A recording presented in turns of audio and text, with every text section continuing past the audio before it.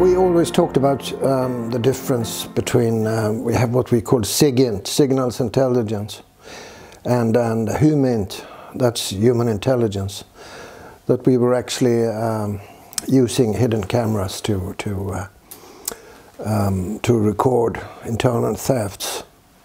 And I remember even at Volvo there was a big theft amounting to some $60 million at that time by employees. They were stealing parts and reselling them throughout distributors around Sweden and Europe.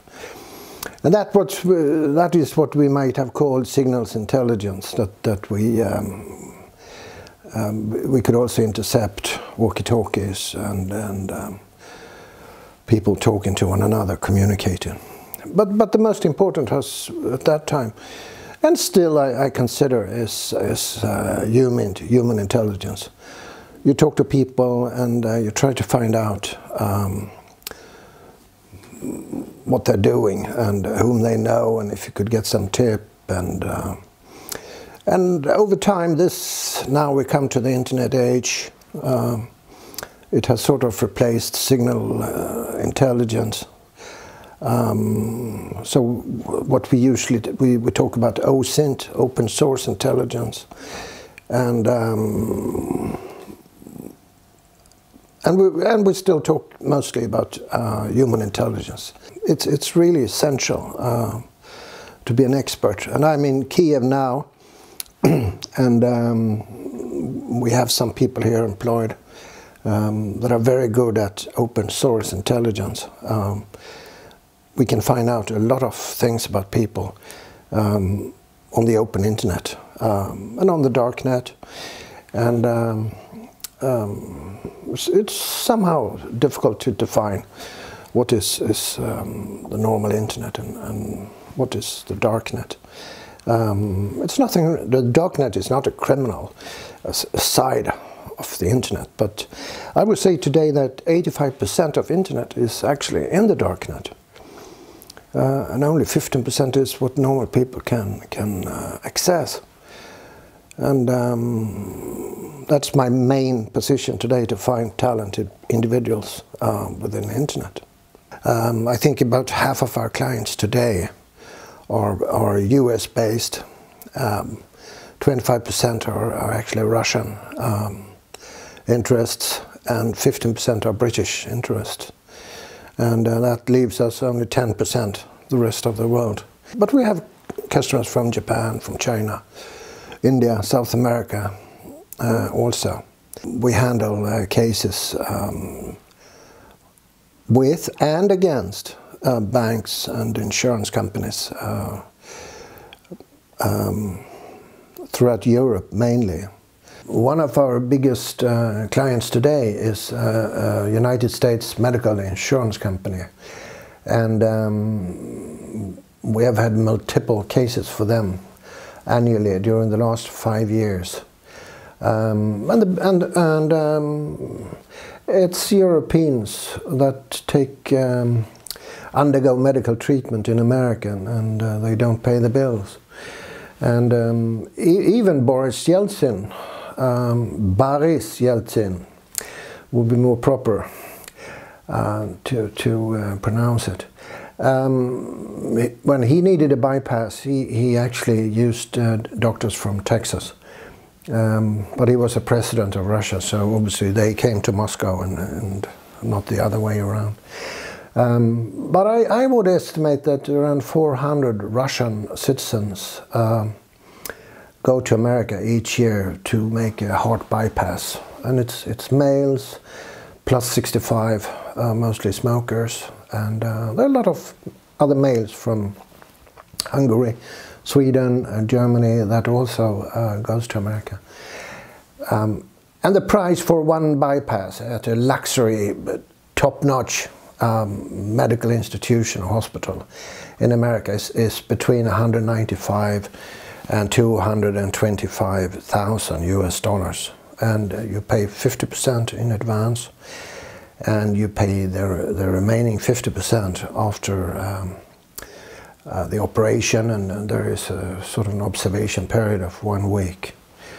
And the sad thing is that a few individuals out of these 500, they Hungarians, Russians, and some more, they say after the operation, they say, "Oh, I need some sun, and I'm going out into Central Park or the Midway Park in Miami, outside that hospital." But instead of coming back, they catch a flight back to Moscow, and they leave the bill unpaid, and 50% of around these $200,000 is $100,000 that they don't pay, and it's a clear-cut legal case. But then someone has to go to St. Petersburg or Moscow or Budapest or Warsaw and state this fact. And it's a very dangerous detective assignment to do that. We're coming to St. Petersburg asking for $100,000, and the price of contract killing in St. Petersburg is $5,000. And it's a cheap way to get out of the situation, perhaps. And I've been threatened many times that I will not survive another week. And I went with a clear-cut case in a major Eastern European city, and I talked to the chief of police and procurator. We had a meeting. I said, "Listen to this. It says you're gonna die for sure." And they said, "You know, these are the middle of the mafia, really central mafia guys. I mean, I suggest you take a taxi, you go to the airport, and you never come back to the city again." So I'm using proxies today. I just do the background intelligence and provide them with all the clues, and use locals for the final stage, that is entering and entering the houses and contacting these people. And as I said, most of our cases are actually for these corporate missions. And we have some people, what we would call moonlighting. They work for one company, but in effect they have friends at other companies. And we had this case, this mission, this assignment with in the steel industry, a very top Swedish wholesaler of metal to the construction industry. And bear in mind, Stockholm is actually the second biggest construction site in Europe today, in small Sweden. So they sell steel for all the new buildings in Stockholm. And it's actually a very big part that most people don't understand.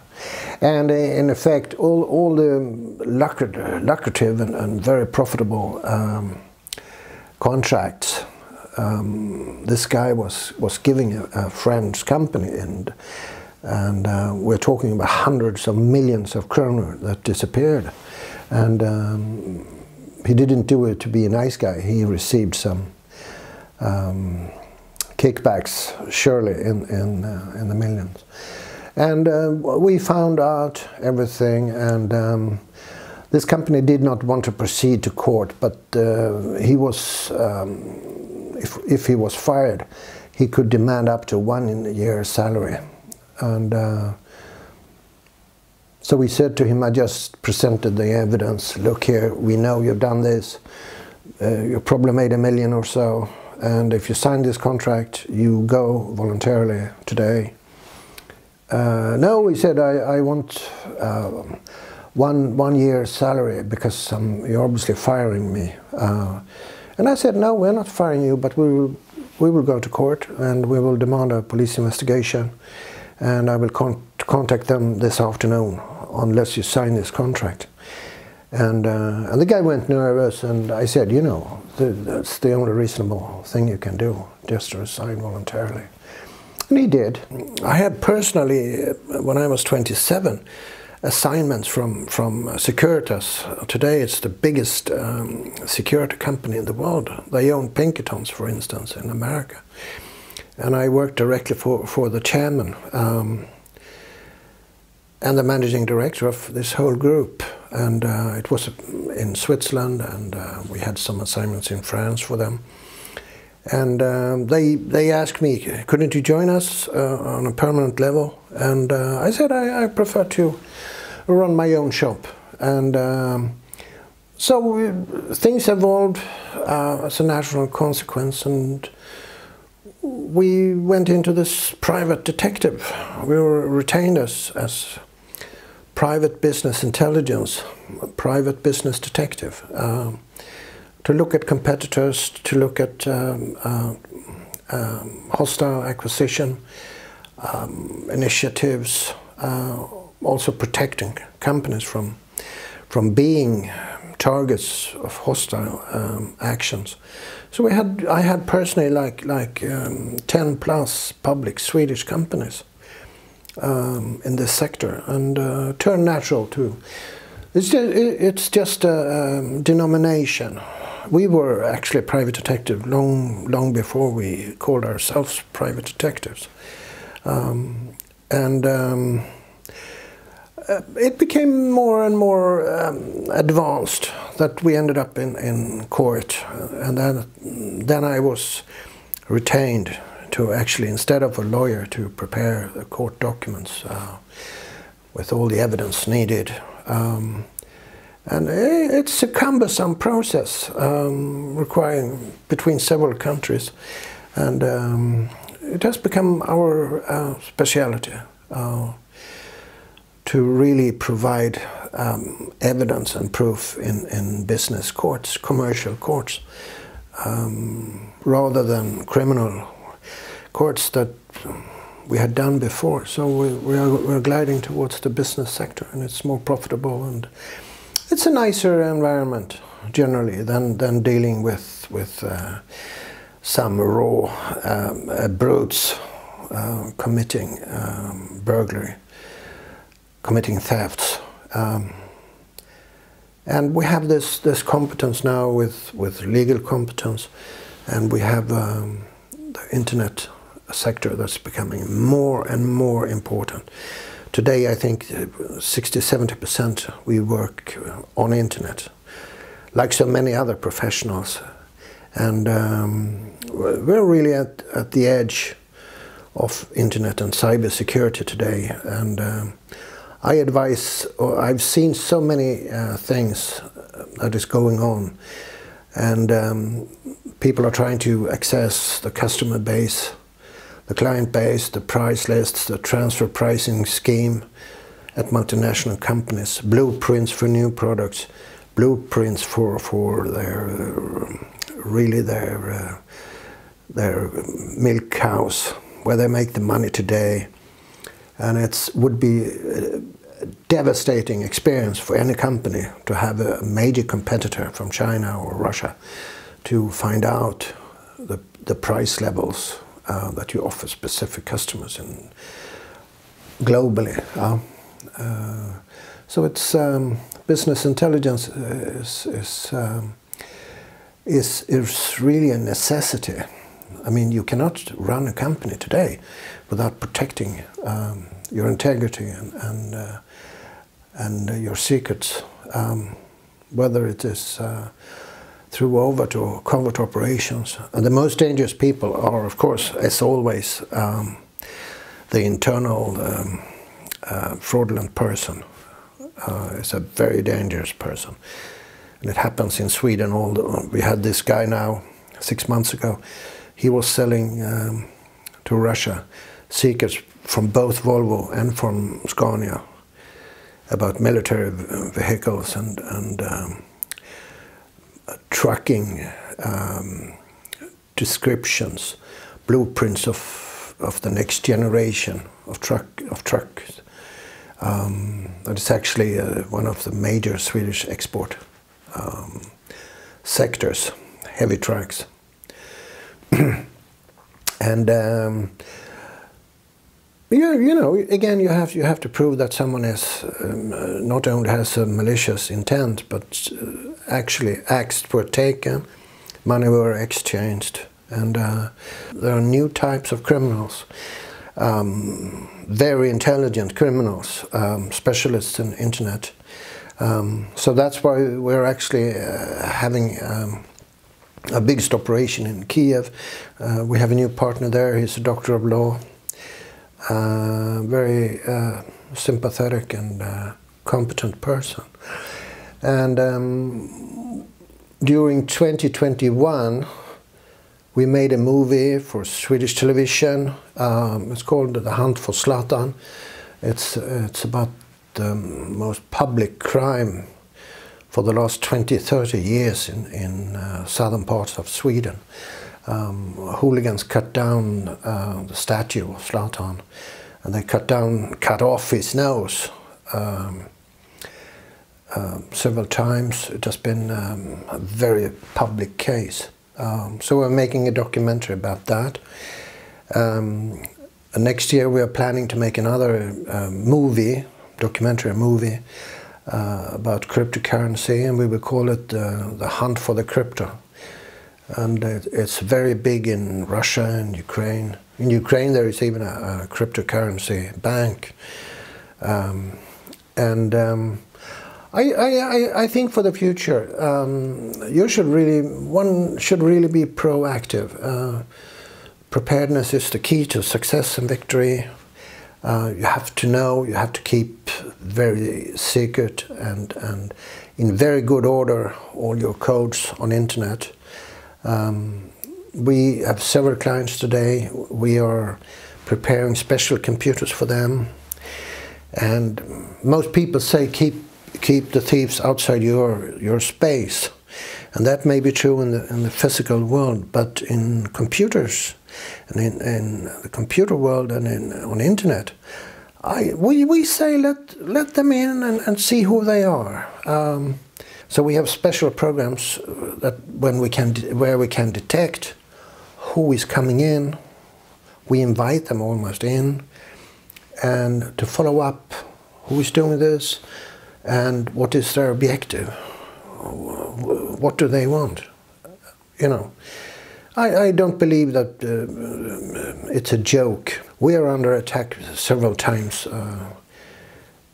and we want to know by whom. Who is doing this and why? Huh? So preparedness, ask beforehand.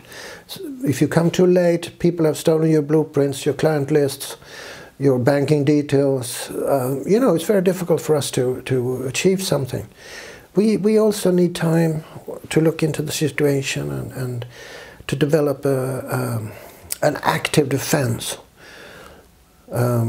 Instead of just cutting off like a Chinese wall. That's my only advice. Be prepared and retain us before things happen, not after. It might be too late.